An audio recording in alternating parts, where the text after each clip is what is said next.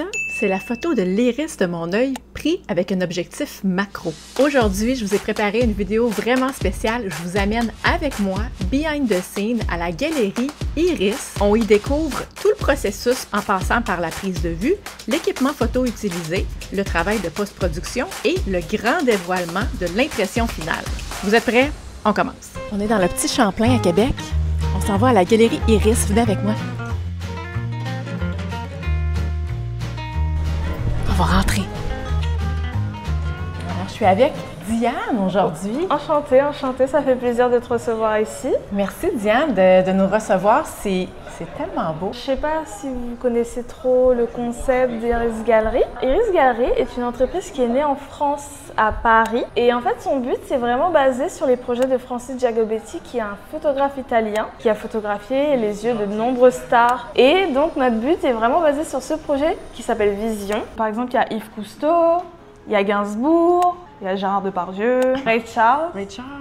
Comme il était aveugle. On dirait une éclipse solaire. Tout le concept Iris Gallery est basé sur ce projet-là. C'est vraiment venir prendre les yeux au plus naturel possible et montrer toute la beauté qu'on retrouve dedans. On propose toujours des essais gratuits, c'est sans frais. C'est pas parce qu'on rentre qu'il faut acheter quelque chose. D'un point de vue de photographe, moi je suis vraiment curieuse de savoir quel équipement, est-ce que, je sais pas si tu as le droit de nous dire quel équipement utiliser? Ici, tout se passe ici. C'est-à-dire que la plupart de notre travail se fait ici à l'aide de cet appareil photo. Derrière, on a tout un mécanisme qui nous permet d'ajuster la macro. Et nous, après, derrière, on fait tout ce qui va être la modification de contours pour essayer de prendre vraiment le plus intéressant de l'œil. On ajuste un peu, s'il y a un côté plus foncé, on essaye de mettre un peu plus de luminosité. Et on a quelque chose qui nous permet de définir les traits. Mais on fait zéro modification de couleur, on monte l'œil au plus naturellement possible. C'est le fun de voir les différents formats, comme la plupart que j'ai vus étaient souvent carrés, mais je vois que vous avez des rectangles vraiment très allongés. Oui. Ceux-là, c'est souvent les familles qui les demandent. Oui, comme là, il y a 4 personnes. Ouais, famille de 4, on va jusqu'à 5. Les gros carrés comme là, on propose les ronds aussi également. Celui-là, il est spécialement fait pour les duos. Ce qui est bien, c'est que récemment, on a rajouté cette photo. C'est une femme qui tombait aveugle. Ah oui, c'est ses yeux? Ouais, et on s'est dit que ça serait très intéressant de l'accrocher dans la boutique. Ça, c'est notre petite boîte magique. Les gens, ils voient juste cette partie-là, mais derrière, c'est tout un petit micmac. Ce qu'on voit ici, j'imagine, c'est les lumières? Ici, c'est les lumières. Ici, ça va être le flash. OK. Quand on demande aux gens, on demande toujours de regarder le centre de l'appareil. Et vraiment, nous, tu vois, avec l'appareil, on va venir bouger. En fonction de l'œil choisi, on peut monter. Sur un rail, hein, c'est ça? Ouais, c'est ça. Okay. On peut monter, descendre. On prévient toujours avant d'allumer. On va pas allumer la lumière comme ça dans leurs yeux. Et ensuite, après, on prend la photo. Ah, hey, super! Puis là, je vois que vous êtes bien équipés, là. Vous êtes en Sony. Tiens, c'est là que ça se passe. Voilà. Ici, c'est gérer l'intensité de lumière, mais nous, on est toujours entre 6, 7 et 8. Donc assez élevé. Nous, tous nos réglages sont déjà prédéfinis, entre guillemets. Et en fait, dès qu'on prend la photo, tout revient ici sur l'ordinateur. Oui. Et ensuite, après, on transfère les photos et on fait les réglages. On a également un miroir dehors. Et ce miroir, en fait, il nous permet surtout de demander aux gens quel œil ils veulent faire. Parce que là, on a le choix entre les deux. Oui, parce que chaque œil est différent. En génétique, chaque œil est différent. Ce sont des empreintes digitales. Donc, l'œil droit sera toujours différent que l'œil gauche. Une fois que Diane a fini de nous expliquer tout le concept de la galerie et on était prêts, c'était le moment de prendre les photos. Pour débuter, je vous montre le behind the scene de la photo réalisée avec l'œil de Mishka. C'est parfait. On regarde droit devant. On va venir ouvrir grand, grand, grand, grand, grand. Je vais allumer la lumière dans 3, 2, 1. Parfait. Ouvre grand, grand, grand, grand, grand. C'est parfait. Et c'est rapide. Ça, c'est son œil que j'ai pris.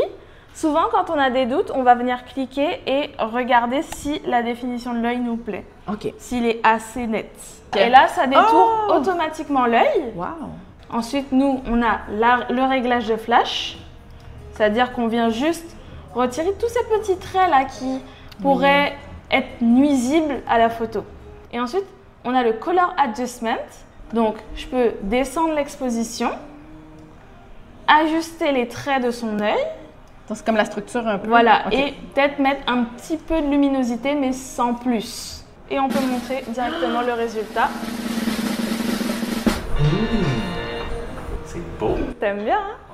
Quand je regardais dehors, je trouvais que ça tirait plus sur le vert un petit peu. Une fois que le cobaye était passé, c'était mon tour. Voici comment ça s'est passé et voici ma réaction. Je m'assois ici. Oui. On pose le menton, on regarde droit devant, on ouvre grand, grand, grand. J'allume la lumière dans 3, 2, 1.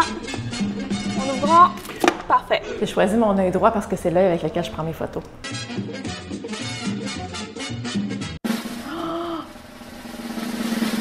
Ah, wow! On dirait un pissenlit avec toutes les petites... Mais c'est quoi comme cette couleur-là? C'est du marron. C'est marron? Ouais. Ah ouais! Mais il est vraiment très très léger, donc il paraît jaune, voire orangé. Puis ça aussi? Ouais, c'est du marron dans le fond. Le marron, il n'est pas dominant. Ça dépend après de si, par exemple, dans ta famille, il y a des gens qui ont les yeux marrons. Oui. Eh ben, souvent, ce marron-là, il va être très récessif de ton côté de famille à toi, puisque tu as les yeux bleus. Mais il va être là. Il va être présent en tout cas. Il est là, il se dit, moi je suis là, mais je suis pas trop là. Donc il se définit très dans le contour du fond. Oui. Et il arrive par petits éclats, petites taches, par-ci, par-là. Et il y a pas mal de bleu foncé dans tout le contour du fond. Surtout au bord. Au contour? Ouais, le ça, bord, je le vois bien à l'œil nu. Le bord est très très bleu foncé. Mais c'est intéressant parce que j'ai l'impression quand je regarde mon œil à l'œil nu, qu'il est plus vert. Le vert, c'est le mélange de marron et de bleu. Quand les gens voient leurs yeux verts, quand ils ont des yeux marrons ou des yeux bleus, c'est des taches de marron qui se mélangent au bleu. Donc à l'œil nu, il paraît vert, mais nous, comme on prend les photos et qu'on voit encore plus ces détails, ça vous montre du bleu. Ah, c'est fou ça, j'aurais jamais cru. Ici, dans ton œil, il y a du vert, du coup, il se retranscrit ici. C'est l'avantage du halo, c'est que ça nous permet vraiment, c'est vraiment comme une palette de couleurs. Ouais, le halo, il vient vraiment récupérer toutes les couleurs dans l'œil. C'est drôle, étant donné que c'est plus bleu, on dirait que c'est de l'eau. Le sun et derrière le dust. Comme vous avez vu, il y a plusieurs styles qu'on peut choisir pour avoir un effet artistique. J'ai été avec le sun. Et ensuite, c'est là qu'on passe à l'impression.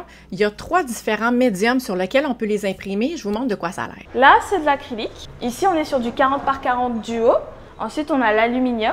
Maintenant, on le présente en mat, ça veut dire qu'il n'est plus glossy comme ça. Il a un peu un effet peau d'orange, un effet un peu brut. Et ensuite, on a l'imprimé en 40 par 40.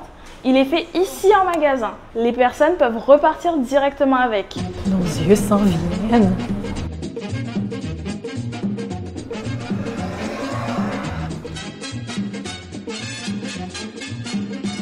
Wow! Merci beaucoup, Diane. Ça fait plaisir. J'invite tout le monde à venir essayer. C'est tellement une belle expérience. Moi, je dis c'est tout le temps, c'est un truc à faire au moins une fois dans sa vie. Si vous aussi, ça vous tente de vivre l'expérience, la bonne nouvelle, c'est qu'il y a des galeries Iris dans plusieurs pays. Que vous soyez en Europe ou au Canada, je vous invite à aller voir sur leur site. Vous allez pouvoir trouver une succursale qui est près de chez vous.